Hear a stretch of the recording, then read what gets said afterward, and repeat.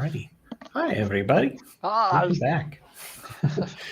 So, you may notice that this week Venus is feeling a little under the weather for today's session. So, we're going to do stuff a little bit different today. We're skipping ahead a little in what we were going to talk about.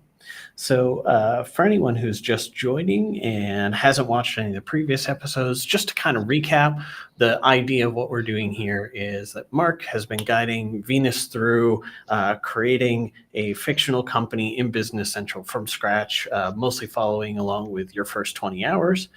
And the end goal that we're going for is that we want to have a set of extensions that generates demonstration companies.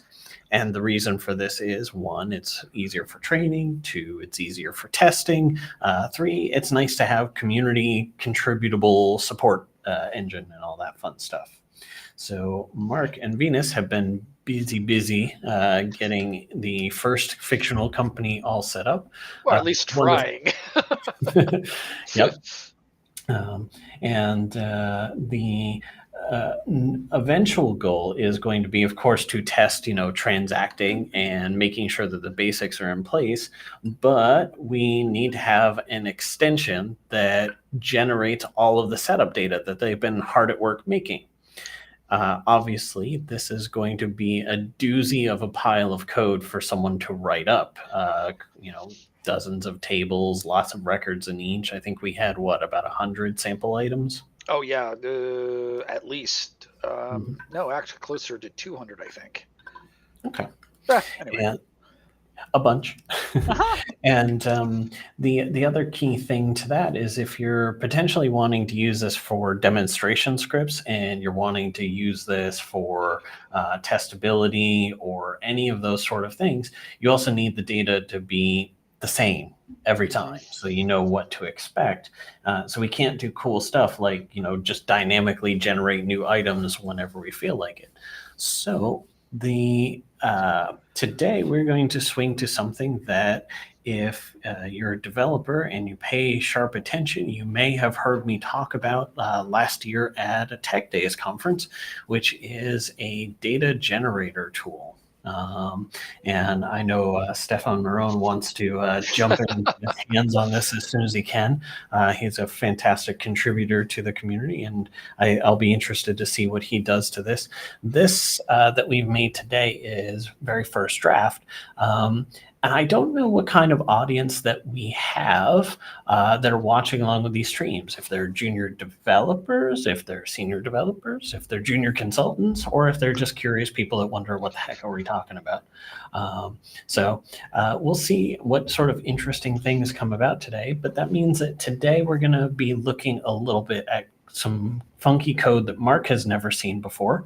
And I have just today made the first thought prototype available as a repository, and we're going to go through it a little bit and see what does that do and how does it relate to this project. So we'll see how that goes today. I'll be curious. See what happens. Yeah. And just to set the expectation, we'll probably keep this to under an hour today. If you ever have any questions, wherever you're watching this, Twitch or YouTube or LinkedIn or Twitter, I think it's streaming to 4 different places at the same time. Yep. If you have questions, chime in. We do see the chats, and we'll be happy to answer those as we go along.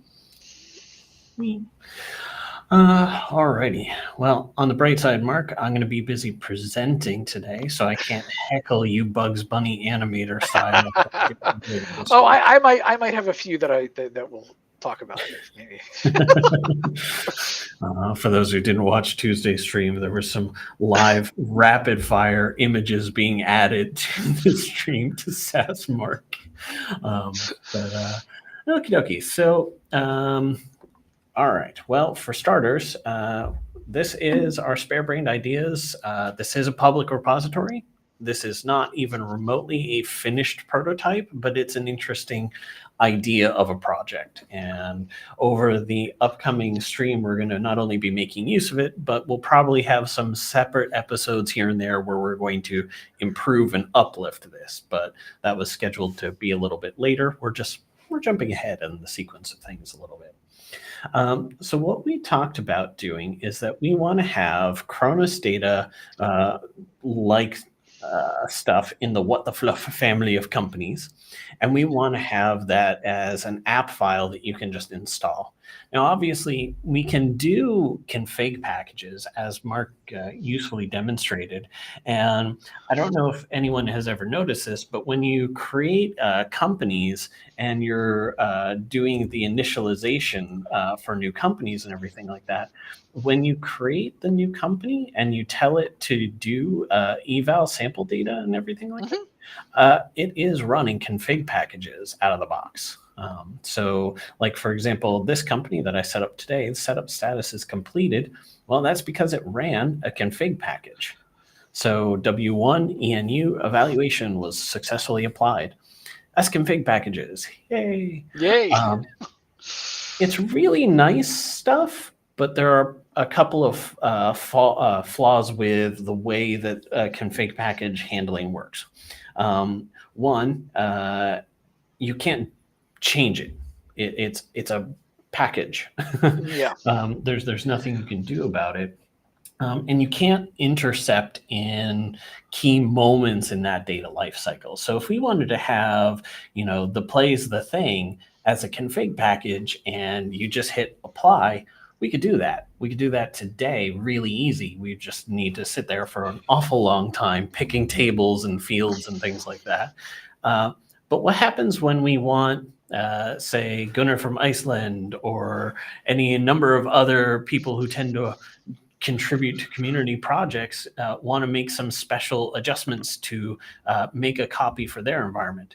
They'd have to implement the plays the thing config package, make all those changes, and then recreate the package. And guess what doesn't really do really good comparisons in source code? Config packages. So we'd have a really hard time of keeping track and maintaining it. What if we needed to do something special? And the question is also, what if whenever your custom solution that you've made for your client or app source or whatever have you, what if when you create the sales order or create a purchase order, you have validation in place that copies settings from customer or vendor into the purchase or sales document? The config package data is not going to know any of that stuff. Yeah. So it's not extensible. And that's the name of the game that we live in now, is that it needs to be extensible. It needs to be publishable. So if you haven't seen it before, folks who are watching along, there is the Contoso app so that Microsoft has now for the Contoso coffee. And if we look at, say, for example, the warehouse module, let's see, I believe configure gives us some of the master data setup. And I was hoping, cancel that. I thought there is separate options that allow us to generate only setup information. All of the Contoso apps are built around the concept of generating setup data, master data, transaction data as separate steps. So that way you can do eventing to intercept and say, before you make all those sales and purchase documents, let me go add some stuff to the master data first. Especially handy for items and customers and things like that. So what the fluff and the plays of the thing, we kind of want to take that same idea. We want to have that same extensibility that you can choose to intercept points in time and add your own stuff. But to do that, we need to make it code, just the same way Contoso has done. So how do we do that? Well, let's jump into, yes, I just cloned this before the start. So for those of you who are not developers, don't panic. We're going to be talking a bit about what the code does. and we'll do a separate stream of improving this, but we're more just talking about what does it do? How are we going to use this as part of our solution? So the idea behind this data generator app is that it will, much like config packages, say what tables do you want to have, what fields do you want to have, and then we do the lovely, wonderful thing of let's produce a resulting file. So fingers crossed for me, Mark, here. I haven't published this to a version 24 Oh, yet. yeah. So I talked about this, yes, on stream, I think Tuesday, about how there is a current ongoing issue. So yeah, so we'll see how this goes. I haven't even downloaded symbols yet for this, so we are well, that real won't be a fresh. problem. You can still do that. But on the bright side, I'm doing this against Docker, much like yourself. So hopefully that Yeah, will, then you shouldn't have a problem if you're doing it against Docker. we can hope. We can hope. Yeah. Now you are data gen. I'm just being a little bit puzzled by I am getting the option to publish extension without building, but not publish with or without debugging. That I is wonder. odd. All right. Well, we want to have a nice and bumpy start to the session, right? Yeah, That way of course, everything why not? else goes well. All righty. So when in doubt and Visual Studio Code is being weird, reload your window. Yeah. Yep. Alrighty. So we do have some code cleanup to do from older versions or various other. Again, this was an experimental thought process. So there we go. Much better. So we'll drop that in place. There's some code cleanup to do, but now That's fine. what we have. What is our caption on this object? Yeah, data gen. When in doubt, reload the window too. Yes, the Visual Studio equivalent of turning it off and back on again. Well, why not? Because Docker is the equivalent of it works on my computer. Yes. Alrighty. So the idea of the data generator tool is awfully similar to config packages, awfully similar to Databrader. Go figure. This is a pretty good mechanic. What happens with this is that we can define, just like a config package, and this is Mark's first time seeing this too, so enjoy, everyone. We can see there's lots of caption cleanup work to do.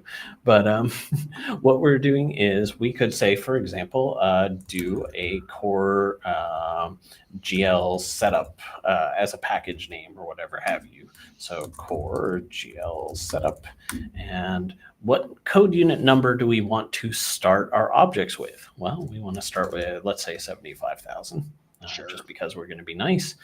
Do we want to include before or after insert trigger calls? So that way we can do some fancy eventing and all that sort of stuff.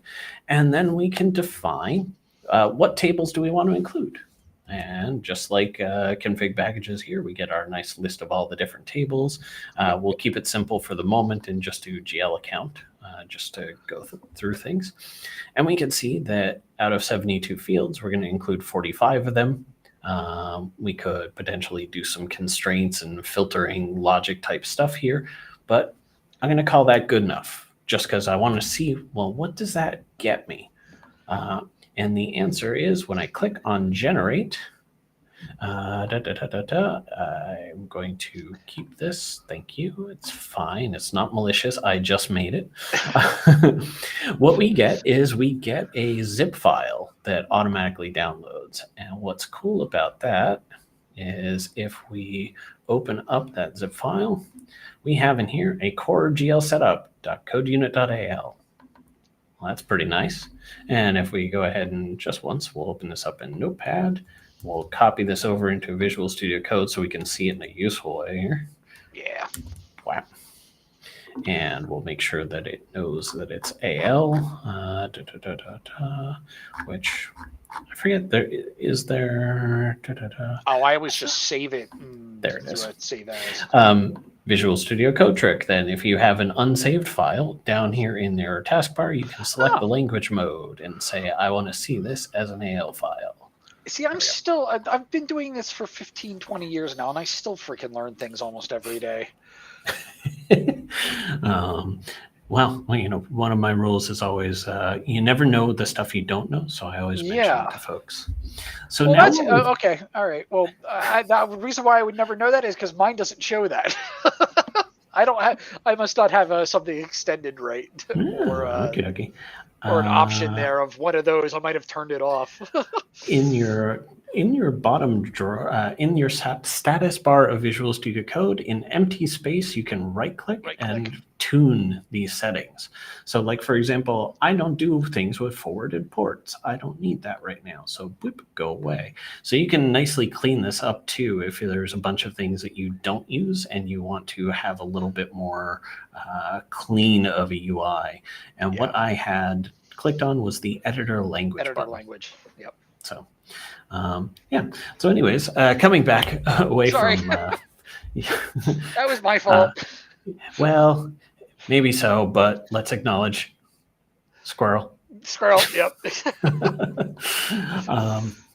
What we have now is our data generator tool created a new code unit. It created an on-run function, which calls this create collection. It also gave us permissions to read, insert, and modify to the relevant tables that I had selected as part of my data set. And it also gave me a couple of helper functions because we are going to potentially have GUIDs. We might have date formulas for things like payment terms code and stuff like that. We need those to be in text form. And then it gave us this big, scary procedure, create GL account. And you'll see that it takes as parameters all of the fields. Yep. And it does some basic, lovely little assigning through all these different things. It does fun things for us too, like a number 2 field comes in as no 2. So that way it's Visual Studio Code AL friendly naming and stuff like that. You can see it does that throughout. Anywhere it's numeric, it just bumps it over to alpha. But then we have the actual create collection, and we get this lovely little function call that is create GL account. 1000 balance sheet, all those different types. So by running this code unit, I will get a fully functional chart of accounts. Yeah. That's not too bad. That's a pretty good start. I mean, it's a beefy chunk of code with lots and lots of repetitious data and all that sort of fun stuff. But that's the idea of where we're going to go with the plays the thing, is that we're going to have all of the setup work that you're doing with V right now. And we're going to create code unit families like this that are relevant parts of the system. Yeah. Now, that's pretty cool. I'm pretty proud of this experimental version. I think there are some better ways we can do this. I'm going to do a separate stream of Mark in the future where we're going to go, okay, this is clever and all, but like, what if I wanted this to be formatted differently? What if I wanted this to be a string that is JSON compatible, or all sorts of manner of different things? We're going to do some interface implementation stuff to this. As a follow-up in another time. But I know from my perspective and from the perspective of consultants and that sort of thing, I don't want to have to set up config packages for the entirety of BC.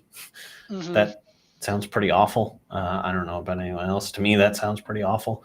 So one of the things that I had built into this experimental data generator concept, defaults. And if we give it a second or so, core BC, CRM, finance, inventory, jobs, purchase, sales. This is a subset. I'm sure it's not complete yet, but this way we can do some of these things much faster. So for example, core BC includes things like language, country, region, salesperson, location, company info, general ledger setup. A lot of these things that are kind of core stuff, number series line. Most of those are going to be brought in. If we look at inventory, we get our good friend items, unit of measure, all that fun stuff. Yeah. And the cool thing is then we select all these, we hit generate, and it'll take just a second or so. It'll complain out the wazoo about security, because why not? But now here we go. We've got all of those different code units now as objects that we just took all of those settings that are in at the moment this Cronus environment, and we turned that all into callable code. And the nice thing is that then that means that we can, as a partner or as someone wanting to contribute localization for, say, Sweden's market, those sort of things, we should be able to intercept a lot of these events and adjust the data. So the goal for what the Floof project will be that we'll have a worldwide one version of the what the Floof family of companies, which will probably be an app per company. Mm-hmm.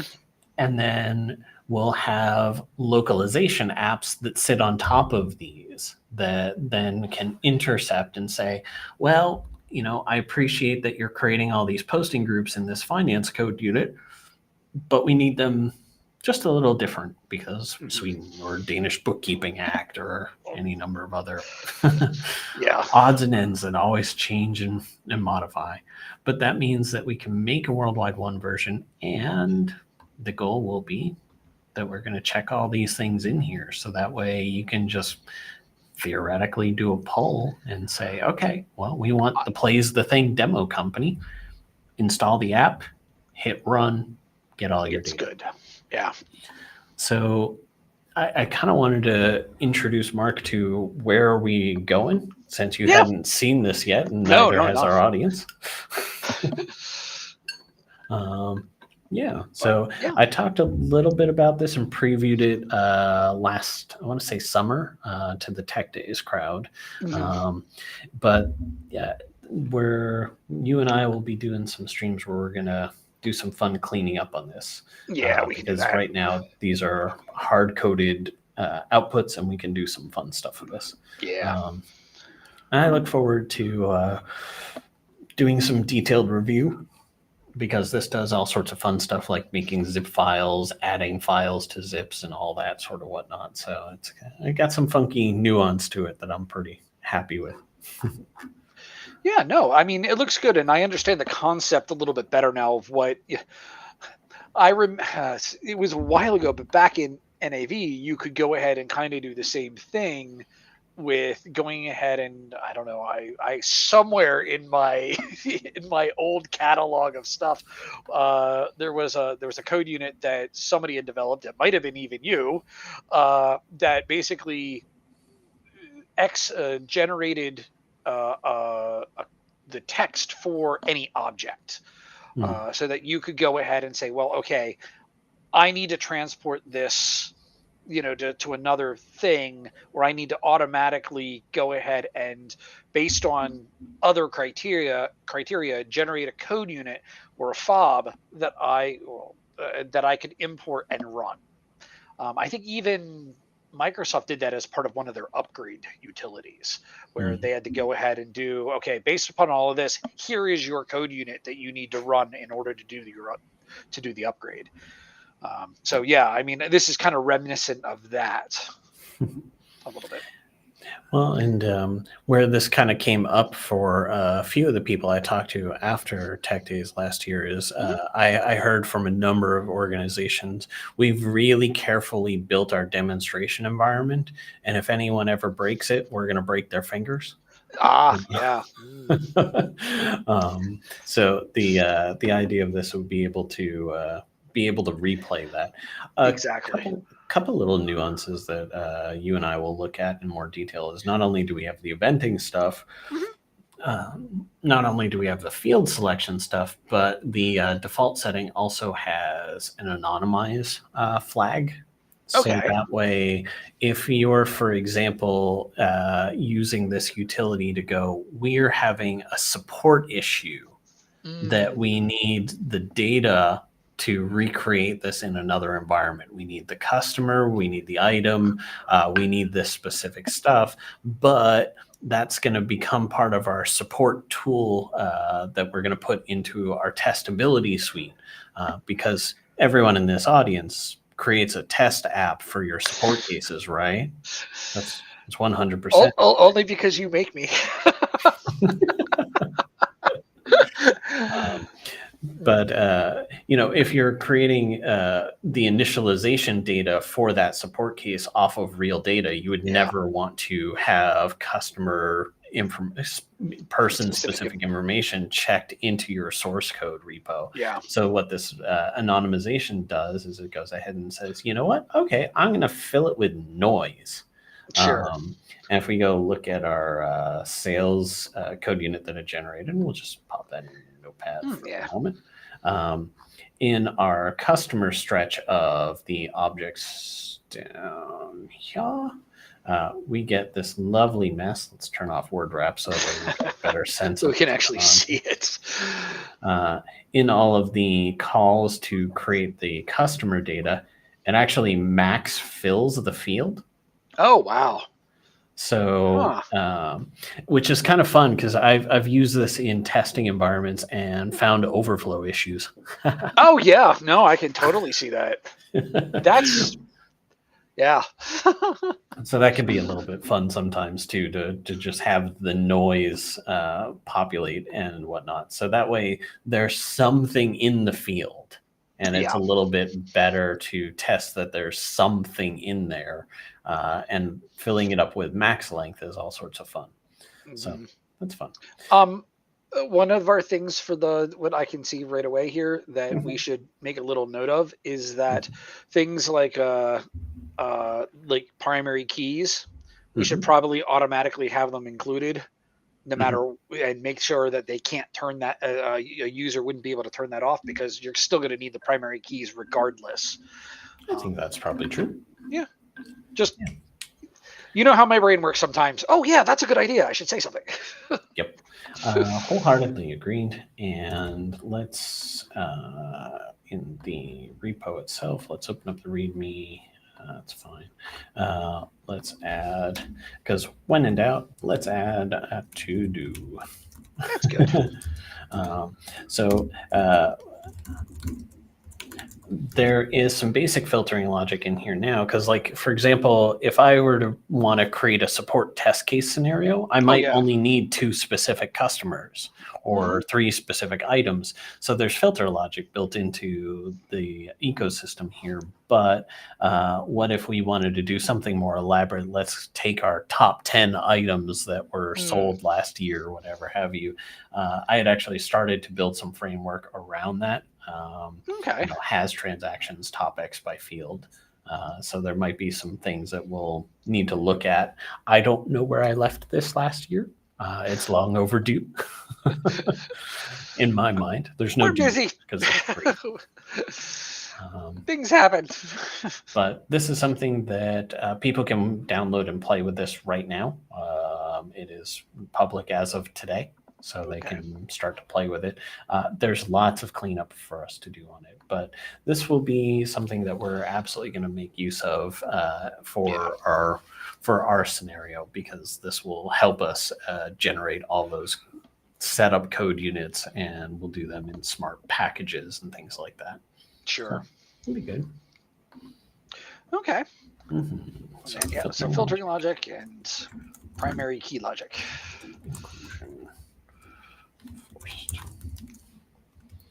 Okie dokie. Okay. I figured it was better to kind of do a preview of some of the things that are going to be critical components to how are we going to do this project rather than cancel today. I'll ask the question, since we do have a good number of folks watching along. Is this something that you can see the value of for your organization? Is this something that you're kind of like, ooh, I want to download that and play with it? They just the data generation itself. I'd be curious to see how folks feel about it. Okie doke. Let's see. So I don't think there's anything else big that we were going to aim to cover today. This may end up being a pretty short stream today, but it's better to have covered this rather than canceled. Health happens. Exactly. You know. But, Okay. okie dokie. Well then. I know that. I'm sorry, man. Were you done? I think we're done. Yeah. Okay. I just was going to go ahead and mention that next week on Tuesday, we'll have a bit of a smaller stream. Not this small of a stream, but I do have an appointment, and I'll need to be going. We'll stop a little bit early, but I'm planning on 3:30, 3:45, so we should be okay with that. Just so that people know. But yeah, we'll be hopefully with better health. People will be we'll get back to getting all the setup done. Yeah. Yay! Yeah. I think you guys looked like you were that close to starting to test some transactions and seeing what blows up when you preview post. Yeah, pretty much. So that'll be fun to see where things are with that. And kind of just picking up a little bit from last episode too, we were talking about like inventory beginning balance. One of the things that I get the question about, and it's one of the chapters covered in your first 20 hours when you're doing your inventory beginning balance, is typically you're getting a chart of accounts from somebody that has all those beginning balances to your chart of accounts already, which includes the inventory. So if you've already got 15 million euros worth of inventory, your chart of accounts will say 15 million in the inventory account. And when you do your adjusting in, you do need to put in the value of all the individual items into your item journal, which then is going to double your inventory value. So after you post that beginning balance for your inventory, you'll end up doing a reversing entry from the Gen journal side. So that way the inventory is at the right balance. And you'll see that when we do, for folks following along, you'll see that also when we do beginning balances for things like customers and vendors. You need to potentially have the open balances of their invoices, for example, but you don't want it to hit the AR twice. It's already hit their AR before. Yep. So there's a little bit of, you have to move 2 steps forward and 1 step back. That would be another thing to be able to go ahead and do a little bit easier of some sort of actual tool to go ahead and do those imports correctly. But I don't know. Yeah. Anyway. For those who are following along and watching the stream and still stuck around all this time, even though we're kind of off on our own little tangent that is a future glimpse and everything like that, Mark and I are going to be doing some more development oriented streams coming up very soon. So you'll see those start popping up in addition to the What the Floof streams.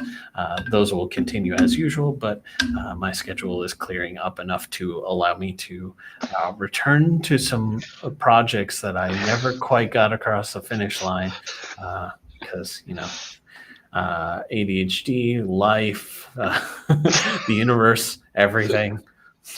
Squirrel. Yep. Squirrel. So we're going to have some streams coming up on that as well. So that would be phenomenal. I'm looking forward to it. All right. Well, since there wasn't any questions chiming in the chat, then we will drop for today. And What the Floof and all that will be resuming on Tuesday. Getting some more setup work done. Okay. But, now everyone has a little bit of a preview of how are these loonies going to turn this into code. We're going to turn it into code using code. Code inception. I have had people laugh at me that I used AL code to write Excel formulas to write AL code to write AL code for a couple conference talks because sometimes it's the fastest way to go. Yeah. Nothing you do really surprises me anymore, man. I've known you too long. The very first Dynamics Con virtual that I did, my first talk of the islands of information. Yes, all of the clip art with those little islands, those were actually Python generated art elements because I needed to quickly create a bunch of different slides with a bunch of different art. So I actually wrote a tiny bit of Python code that made me those little islands because it was faster than drawing them. Yeah, sometimes. All right. Well, All right. anyways, squirrel, squirrel. Squirrel. Yeah, exactly. All right, man. All right.